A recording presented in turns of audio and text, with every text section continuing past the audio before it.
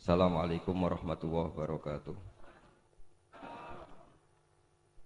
Rabbi shrah li sadri wa yassir li amri wahlul 'uqdatam min lisani yafqahu qawli. Allahumma shalli wa sallim wa barik ala sayyidina Muhammad wa ala alihi wa sahbihi wa barik wasallam asma'in. Nama ba'du. Yang sangat saya hormati Kiai Haji Mukjid Idris dan para habaib, para masyayikh yang saya hormati, wabil khusus senior kami di pondok Bapak Hafidin, teman sekaligus putra guru saya Kiai Haji Abdul Ghafur. Saya akan baca tentang bab mujaddid. Mujaddid itu adalah orang yang dipercayai atau yang dianggap paling sah, paling layak untuk bikin pola-pola solusi atau pola-pola metodologi dalam mengawal perjalanan Islam. Mbah Maimun, guru kita semua, ngarang kitab Al-Ulama Al-Mujaddidun, di antaranya menyebut sekian mujaddid.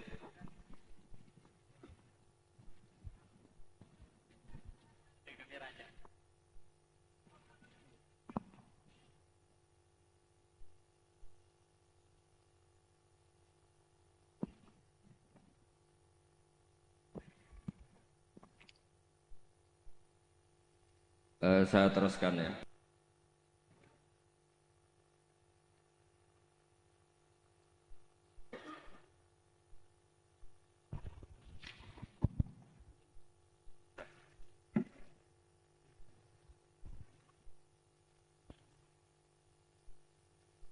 Ini kayaknya memang itu kurang jodoh ya. Karena tadi pengurusnya NU sudah keren, sudah lebih keren dibanding saya ini. Begini ya, Jadas Mujaddid itu orang yang dipercaya atau disahkan untuk bikin pola-pola atau metodologi dalam Islam.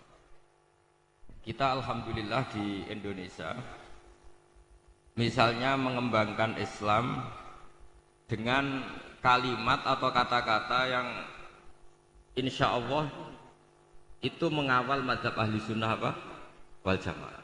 Misalnya contoh yang sering saya sebut, setiap dari kita itu selalu kalau baca sholawat wassalatu wassalamu ala sayyidina Muhammadin wa ala alihi wa sahbihi ajmain, dan untuk semua sahabat semuanya. Kata semuanya adalah kalimatun fariqoh, kalimatun fasilah, atau kaulun fasil, atau kaulun faslun. Ahli sunnah itu siapa? Adalah orang yang menghormati semua sahabat. Jadi ajmain itu bukan sekedar kata rutin, tapi maklumat dari kita bahwa kita berkeyakinan bahwa semua sahabat adalah adil, semua sahabat kita hormati. Ini beda sekali dengan kelompok tertentu dalam Islam yang sangat menghormati Sayyidina Ali tapi sangat menghina Sayyidina Abu Bakar. Jika ajmain ini jangan jadi rutinitas, tapi memang benar-benar maklumat dari kita untuk orang sekeliling kita, untuk anak cucu kita, untuk semuanya, bahwa ciri khas ahli sunnah wal jamaah adalah ditandai dengan menghormati semua sahabat.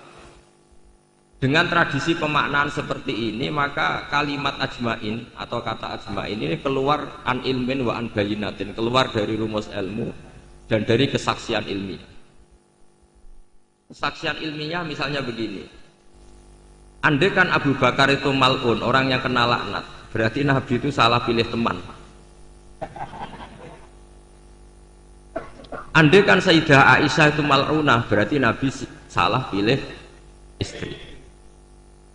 Jadi ketika kita tidak bisa detail secara ilmiah dengan argumentasi secara ilmiah, setidaknya kita memaklumatkan secara ijmal bahwa kita adalah menghormati wasahbihi ajmain. Jadi itulah yang dimaksud Mbah Mun. Saya sering ngaji beliau dan beberapa kesempatan diberi penjelasan juga sama Gus Zufur sebagai putra beliau. Misalnya komitmen ahli sunnah diantaranya apa? Kita menghindari mengkafirkan orang Islam apapun dosanya. Ini juga ditulis oleh Mbah Mun di antara ciri khas ahli sunnah wal jamaah. Beliau menyebut salasun min aslil iman, ada 3 pokok dalam iman. Di antara yang beliau sebut adalah wala nukafiruhu bidzambin. Orang Islam tidak boleh kita kafirkan hanya karena melakukan dosa apa? Besar. Logika yang terbangun dari teori itu adalah sederhana. Misalnya Mbah Maimun itu paling nggak suka namanya perang, chaos, karena agama ini sangat menghormati nyawa. Kullu muslimin ala muslimin tu haramun damuhu wa maluhu wa irdu. Yang paling diharamkan itu adalah pertumpahan darah. Wa id akhadna mitsaqakum la tasfikuna dima'akum. Pertama ada Bani Adam, pertama ada peradaban Bani Israel, pertama ada peradaban para nabi. Itu komitmen dasarnya apa? Jangan sampai ada pertumpahan apa? Kemudian Gus Zofur pernah cerita ke kita, kenapa Said berjanji itu menjadi mujaddid? Itu diantara alasannya itu. Ketika negara-negara lain perang, nyari format manhaj, ikut manhaj apa sampai perang, orang Indonesia bisa nikmati Islam lewat terbangan. Jadi yang lain perang, kita mencintai Nabi dengan asik pakai apa? Terbang. Sudah terbangan berstatus mahabbah kepada Rasulullah Shallallahu Alaihi Wasallam. Ini yang harus kita kembangkan. Sehingga saya berharap fikih pilkada, ya fikih apa? Pilkada. Yang tadi disindir katanya datang ikhlas tidak demi apa tadi? Uang itu. Saya nggak ngerti itu tadi bahasa Thailand atau mana, nggak tahu saya. Saya itu tertawa itu karena nggak paham. Wah, ada bangsa Indonesia yang bahasanya gitu itu. Jadi saya itu tertawa karena nggak paham. Tapi ngertilah arahnya itu. Saya pernah mengkaji fikih pilkada sama teman-teman. Itu cara berpikir juga darul mafasid muqaddamun ala jabil masoleh. Dulu orang untuk jabat itu harus duel, harus taruh. Misalnya ada dalang ingin dapat istrinya dalang yang lain yang cantik, itu ya tarung, yang menang terus dapat. Sampai ada kerajaan Sumeneb juga gitu, ada kerajaan di mana perang terus sebagian kalah lari kemana, sebagian terusir lari kemana. Dulu itu semuanya pakai perang. Sekarang alhamdulillah perebutan kekuasaan itu lewat pilkada. Apapun di situ ada bohongnya, ada nggak bener-benernya sedikit. Tapi setidaknya itu tidak dengan aturan pertumpahan apa? Darah. Ya saya yakin sih ada salahnya ya, tidak usah diumumkan juga tahu semua. Ya. Tapi di situ ada dosa besar yang kita hindari, yaitu menghindari pertumpahan apa? Darah. Ini sudah membaik dari dulu perebutan kekuasaan lewat pertumpahan darah, sekarang lewat seni merebut hatinya masyarakat. Kalau masyarakat sukanya senyum ya dikasih senyum. Kalau sukanya uang ya tidak tahu ya. Boleh masalah. Karena memang yang namanya pilkada itu merebut hati pemilih. Masalahnya terus kaifiahnya itu apa? Ya tidak tahu itu, saya kan tidak calon bupati, tidak tahu. Itu lebih pinter. Ya saya akan baca peradaban yang disebut nanti biar diteruskan Gus Zofur halaman 9. Wa dhahara ba'da dzalika fil qarni tsani ba'dal alfi al imam ar-rabbani al-allamah ahadu itrati Rasulillah sallallahu alaihi wasallam asy-syekh al-imam al-murtada saibu syarh ihya ulumuddin al-musamma bi hafiz sadatil muttaqin alladzi tamma naf'uhu fil anha wal bilad marji'u ulama ahli sunnah wal jamaah. Ini sekaligus penghormatan bagi kita. Jadi di antara mujaddid itu ada yang bernama Sayyid Murtado Az-Zabidi, yaitu Syarihul Ihya yang ngarang kitab Ithafus Sadat Al-Muttaqin. Itu sekitar 14 jilid. Kalau yang cetakan Darul Kutub Ilmiah itu 14 apa? Jilid. Itu beliau punya santri mulazim, itu orang Indonesia. Namanya Kiai Abdul Mannan. Mbah kandungnya Kiai Mahfud Termas. Jadi Mahfud bin Abdullah bin Abdul Mannan. Kemudian Kiai Mahfud ini kita tahu punya murid namanya Kiai Fakih Mas Kumambang Gresik. Kiai Fakih punya murid Mbah Zubair punya putra sekaligus muridnya Mbah Maimun. Ya terus sampai kita, sampai Gus Yofur, sampai kita. Sehingga pikiran-pikiran besar Said Zabidi itu bisa kita tangkap. Misalnya gini, saya sering diceritani Mbah Mun tentang kitab Ithaf. Di antara padanan, ya padanan, maksudnya padanan itu semua ulama itu pasti punya fatwa yang nggak ada kembarannya. Dan itu polanya umum, sehingga ciri khas ulama disebut mujaddid. Itu bisa menganalisis agama dengan cara yang menakjubkan. Kata Said Az-Zabidi begini, orang Islam ini tidak akan mengalami kekeliruan kayak yang dialami orang Nasrani, yaitu menuhankan nabinya. Tapi juga tidak akan mengalami kekeliruan kayak yang dialami orang Yahudi, yaitu menyepelekan apa? Nabinya. Orang Yahudi itu sering membunuh para nabi. Dan itu rumusnya sederhana, cukup membaca Allahumma sholli ala Sayyidina Muhammad atau Allahumma sholli ala Muhammad abdika wa rasulik. Kenapa demikian? Islam itu datang setelah orang Nasrani salah memuja Isa sehingga diposisikan sebagai apa? Tuhan. Orang Islam itu juga muja nabinya tapi pas, yaitu Allah tetap Tuhan, pemberi. Allahumma sholli, berarti kita minta kepada Allah, zat yang super, yang maha, dan permintaan penghormatan itu kita berikan untuk hamba terkasihnya, yaitu Muhammad. Maka kata Said Zabidi, wa Muhammadun wa in ala qadru yahtaju ila rahmati wa fadlihi ta'ala. Apapun kelas tingginya seorang yang bernama Muhammad, tetap butuh sama rahmat dan fadlnya Allah Subhanahu wa ta'ala.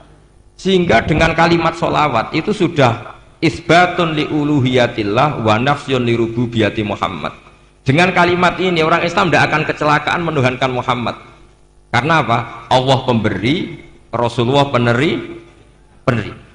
Tapi umat Islam akan sangat menghormati Sayyidina Rasulullah Shallallahu Alaihi Wasallam karena semua penghormatan Allah terbaiknya, sholawatnya, tahiyatnya, semua yang terbaik bisa kasihkan kepada hamba terbaiknya, yaitu Rasulullah Shallallahu Alaihi Wasallam. Maka kalimat ini ya kalimatut tauhid, ya kalimatur risalah. Karena dengan posisi lafadz sholawat seperti itu, kita tidak akan kecelakaan kayak yang dialami orang Nasrani. Karena kita tetap memposisikan Allah pemberi, Rasulullah Muhammad peneri. Itu kata Said Zabidi. Jadi akan selalu ada ulama yang memodifikasi Islam itu menjadi mudah. Islam yang jelimet karena datang setelah tadi kecelakaan Nabi Isa dituhankan. Sehingga ulama-ulama itu punya cara sendiri untuk supaya Islam tidak mengalami seperti itu. Kalau kita ngaji tauhid, misalnya seorang nabi selain punya sifat sidik, amanat, tabligh, fatonah, punya sifat apa? Al-a'rad, al-basyariyah. Nabi harus punya sisi kemanusiaan. Sehingga Nabi itu sering dahar di depan umum supaya menunjukkan kalau beliau seorang apa? Manusia. Bahkan Nabi juga pernah sholat duhur itu harusnya 4 rakaat, sholat hanya 2 rakaat. Ketika ditegur, ya Rasulullah ini sholat model baru atau memang nasa mansuh? Karena kalau model baru mereka senang kan, berarti mulai besok sholatnya tidak 4 rakaat tapi 2 rakaat karena kategorinya nasah apa? Nasah mansuh. Tapi Nabi memberi penjelasan, tidak, saya tidak lupa. Akhirnya Nabi menambahkan 2 rakaat, masyhur itu cerita itu. Terus kata Nabi, ma kuntu ansa walakin unas sali asunna. Saya ini sebetulnya tidak pernah lupa, tapi didesain Allah lupa supaya bisa bikin apa? Sunnah. Tapi apapun itu menjadi sangat basyariah. Saya ulang lagi, apapun itu sangat apa? Basyariah. Dan basyariah Nabi ini menguntungkan Islam, yaitu ciri khas Islam adalah menuhankan Allah saja, dan selainnya apapun hebatnya, meskipun seorang Rasulullah Muhammad tetap namanya abduhu wa rasulullah. Nah, hal-hal seperti ini terus kemudian dilakukan oleh Imam Ja'far Al-Barjanji secara mudah. Kita sholawatan, kita terbangan. Dengan cara seperti ini pula kita mahabbah Rasulullah semahabbah-mahabbahnya tanpa mendudukkan Rasulullah Muhammad sebagai Tuhan. Karena kita selalu meminta Allahumma, Allah, engkau, kita semua meminta kepada engkau supaya sholawat engkau engkau berikan kepada kekasih. Berarti fawwahu wal mu'ti, Allah adalah pemberi, Nabi adalah benar. Maka terus statusnya jelas bahwa Allah adalah selalu Tuhan, Rasulullah adalah abduhu wa rasul. Sehingga terus kita baca subhanalladzi asra bi abdi. Sehingga kata para ulama, wasfiyatu Muhammad, wasfiyah terbaiknya adalah ketika disebut abduhu wa rasul. Karena tadi agama Islam itu datang setelah prahara atau setelah kecelakaan, setelah kesalahan seorang nabi di Tuhan.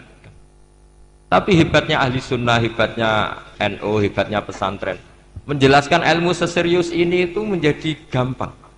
Karena ya daripada umat mikir jelimet, pokoknya kon maca apa? Sholawat, serah paham-paham sidik. Semua yang calon bupati maca sholawat ben dadi. Ya sebetulnya banyak yang nggak ikhlas juga. Sudah itu nggak penting. Sementing pokoknya natijahnya itu isbatun li uluhiyatillah wahdah dan isbatun li abdiyati Rasulillah Muhammad sallallahu alaihi wasallam, sehingga kita tidak mengalami apa yang dialami orang-orang Jadi di sini Mbah Mun menyebut wa awwalu man lazamahu min ulama Jawa Ki Abdul Mannan khina muqamihi bi Makkah al-Musyarrafah. Warwa anhu dzakal kitab. Warwa anhu ay an Kiai Abdul Mannan ibnuhu Kiai Abdullah. Tumarwa anhu ibnuhu Kiai Mahfud At-Turmusi atau At-Tarmasi. Warwa anhu Kiai Faqih Al-Maskumambangi. Warwa anhu tilmidhuhu walidi Kiai Zubair Tahlan. Tumarwaituhu anhu. Jadi kita sebagai bangsa Indonesia itu sangat mulia karena Ihya setelah dikarang sekitar tahun abad 5 Hijriah, karena Imam Ghazali lahir tahun 450 wafat 504, itu tidak ada yang bisa nyarai, nggak ada atau nggak berani, karena ini terkenal wali Imam Ghazali. Baru disarai itu 600 tahun kemudian oleh seorang sadat, seorang habib alim alama namanya Sayyid Murtado Asyafi. Dan itu gedelalah di antara murid mulazimnya itu orang Indonesia namanya Syekh Abdul Mannan. Makanya saya masih ingat ceritanya Mbah Mun ketika Cordova guling, Andalusia guling. Saya masih ingat kalimatnya Mbah Mun. Allah gak terima nak wong sing maca tasbih iku berkurang. Itu terus digenti ning Demak Bintoro. Artinya ketika Andalusia guling di Spanyol itu berbarengan dengan berdirinya kerajaan apa? Demak. Dan sekarang polanya kelihatan sama. Dulu ulama-ulama Andalusia itu hebat-hebat, bisa ada Ibnu Malik ngarang Alfiyah, ada Imam Qurtubi ngarang tafsir Qurtubi, ada Imam Syatibi yang mengarang qiraah apa? Sab. Indonesia juga tidak kalah kerennya. Siapa yang nggak tahu Syekh Nawawi Banten? Beliau mengarang kitab yang sangat menakjubkan, yaitu tafsir apa? Munir. Siapa yang nggak kenal Syekh Mahfud At-Turmusi? Ketika banyak orang yang nggak bisa mensarai kitabnya Imam Suyuti Alfiyatus Sirah, beliau punya sarahnya itu Manhajul Dzawin Nadur. Dan paling masyhur sarah Muqaddimah Al-Hadramiyah juga milik beliau, yaitu An-Manhalul Amim atau yang terkenal dengan Hasyiah At-Turmusiyah. Itu juga eranya Mbah Zubair, karangannya banyak, Mbah Mun, Gus Zofur juga punya naskah, punya karangan. Jadi ketika Islam tidak di Mekah dan tidak berbahasa ibu bahasa Arab, ternyata melahirkan ulama-ulama top di Andalusia, yang setelah Andalusia kalah Allah mengganti ada di Indonesia. Masih ingat saya, jadi kata Mbah Mun, di antara syarafnya kita lah, mulianya kita adalah ketika Andalusia guling itu berbarengan dengan berdirinya masjid apa? Demak. Dan setelah saya angen-angen, pola-polanya hampir mirip, yaitu melahirkan banyak pengarang-pengarang kitab. Kita tahu Syekhona Khalil yang punya naskah, semua ulama top-top kita punya naskah. Nah soal nanti naskahnya hidup apa enggak, itu kriminalnya murid-muridnya. Itu pasti. Loh betul itu.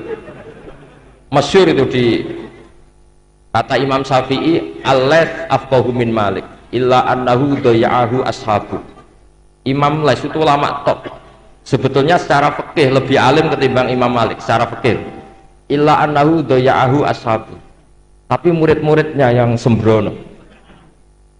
Loh, coba misalnya mbah kamu alim ngarang kitab, putune ra alim mesti dianggap jimat, tak jamin itu. Padahal itu bab istinja. Tapi tetap dianggap jimat. Ya gara-gara kan. Makanya saya berkomitmen sama Gus Zofur untuk terus baca kitabnya Mbah Mun, karena pasti murid top ndak itu terserah, apa guru top ndak itu terserah muridnya. Itu sudah jelas ya. Khalnya Mbah Zubair andai kan ndak punya putra Mbah Mun mungkin nggak serami itu. Orang tidak bahas Mbah Zubair lagi, andai kan tidak ada. Andai kan Mbah Mun tidak punya murid-murid, punya utamanya putra-putranya, mungkin orang tidak bahas Mbah Mun lagi suatu saat.